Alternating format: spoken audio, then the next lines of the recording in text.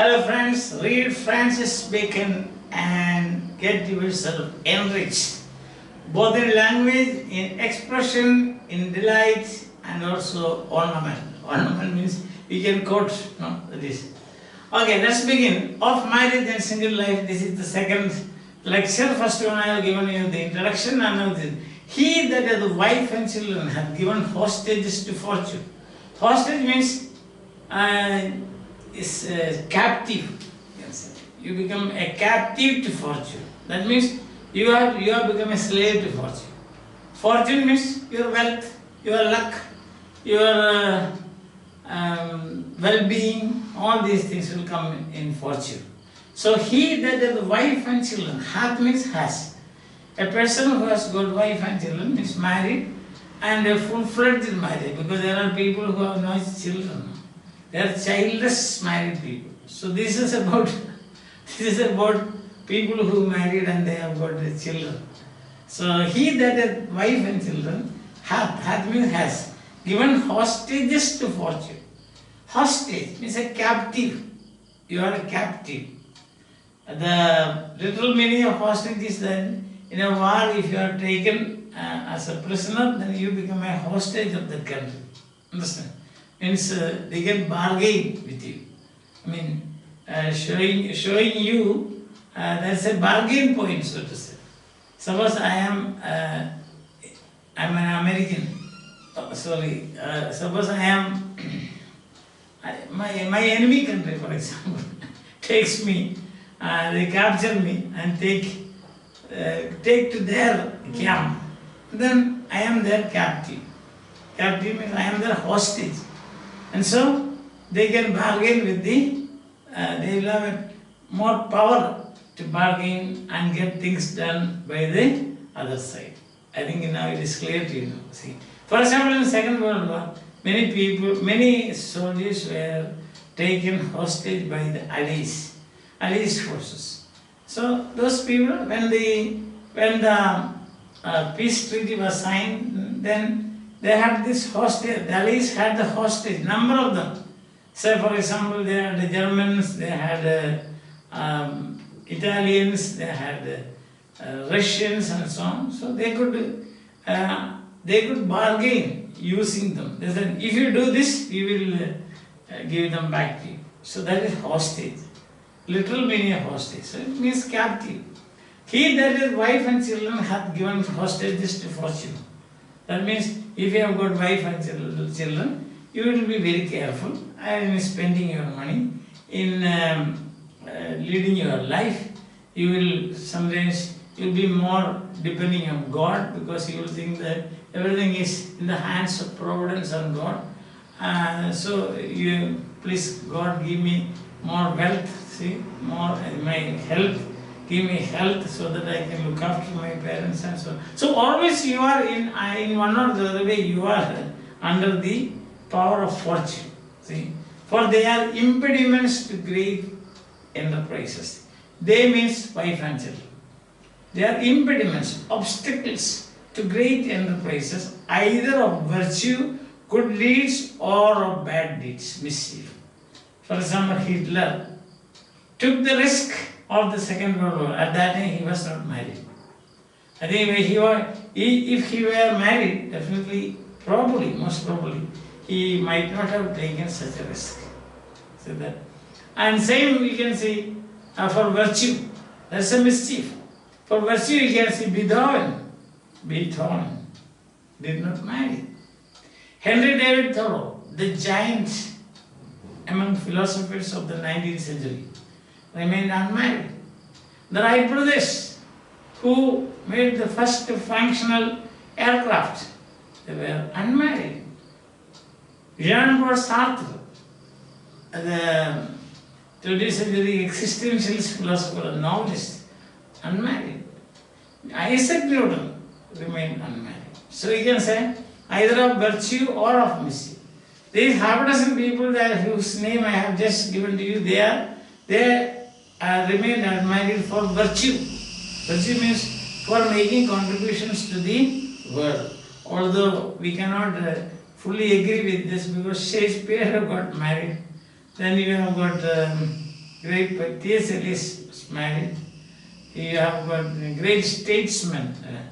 Margaret Thatcher was married. That is, and Theresa May, she was married. She is. And now you have got, she is a family woman.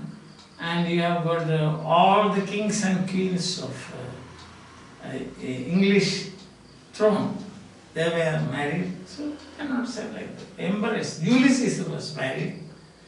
And Mark Antony married, and also he had an affair with Cleopatra, as we know.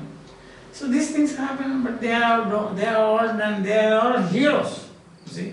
You cannot say just because they are married, they could not enter into great enterprises of mischief like Mark Antony. So they are married and they still they got inside. So that is the point. So once again I will read that sentence. He that had wife and children had given hostages to fortune for their impediments. Wife and children, their impediments, obstacles to great enterprises, either of virtue or of mischief. We don't agree with this. Okay. Certainly, the best works and of greatest merit for the public. We can, just now I gave you names of Beethoven, the great composer, Henry David Thoreau, the great philosopher, Wright Brothers, the inventors, Sartre, philosopher, Newton, science. So they are certainly the best works and of greatest merit for the public, have proceeded from the unmarried or childless men. So you are a married man, you are a childless, that has got an effect of an unmarried man. This was a married with the bachelor effect, some people say. So a childless man, which both in affection and in means have married and endowed the public. So some people, these people, they remain married, unmarried, because they have affection with their love, their interest, their means, that is their wealth, their ability, their ability, their energy. So their means, they have married the public so that they can endow the public. Endow means give gift to the public. So such people, that is childless men, especially unmarried people, like as we have seen, half a dozen of them, what did they do? Instead of marrying a human being, they married the public. And then for what? It is for spending their time, their money, their wealth, their fortune, their energy, their abilities, all for what? Their talents, all for what? For endowing the public. Endowing the public means making contribution to the human race. Making lasting contribution to the human race. All these people, Beethoven, even now we enjoy that. Thoreau, great philosopher, yes. The Wright Brothers, if you would follow Thoreau, then there will be no such thing as called pollution. We have got air pollution, water pollution, then we have got atmosphere, everywhere polluted. Suppose we had followed the philosophy of Henry David Thoreau, we would not have. Now then the world leaders are meeting very often how to reduce the carbon effect on the people or of this earth. Isn't it? So they have made great contribution. Then you have got the Wright Brothers. Or you can see every day now. If you look up, you will find planes moving this side and that side, crisscross. It's all because of the invention made by the Wright Brothers. Then Newton, of course, is not out. No need of my explaining the contribution made by Newton. See that? So such people, they remain unmarried. As a result of that, they enriched the life of the public, that is the human race. Clear? Okay. Yet, although we don't agree with this fully, that's a different thing. Yet, it was great reason that those that have children should have greatest care of future time. So that is the other idea. That is, So those people who always think about the future, they think about the children's future, what will happen to them, generations to come. So they somehow become secure, so to say. They want to make their life secure for the future. Yet, it is a great reason that those that are children should have greatest care of future times. See, if you are an unmarried person, you can take risk. You can go anywhere, great liberty, do whatever you want, get into mischiefs, or do good things to others. So like Mother Teresa, churchmen, or the popes for example, all the men of charity. So they can do all these things. But those people who are married, they are concerned about their family, the future generation. So they have got great care of the future times. Then you see, towards which they know they should transmit their dearest pledges.